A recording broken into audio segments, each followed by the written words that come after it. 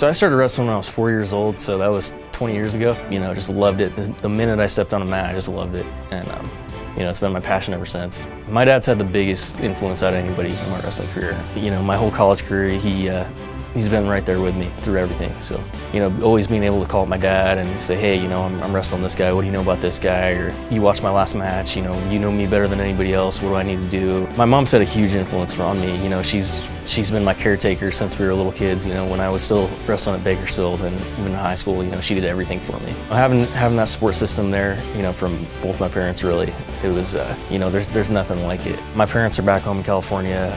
My wife's actually back there right now. She drove back. She's pregnant. She's getting ready to have a baby, so she wanted to go back home. So I'm getting ready to follow her up there. It was kind of weird going through a wrestling season and pregnancy with her at the same time, so that was pretty tough. But yeah, I mean, everything's going well. She's due June 1st, so just trying to get everything ready, get everything done here, and go head up there and see my daughter get born. We grew up together, so I think the first time we met, she was probably 7 or 8, and I was probably 9 or 10. I remember I was wearing my dad's old wrestling shirt from like 1970 or 1980 something, and she was walking behind me. She said, hey, you weren't even alive in 1970 something.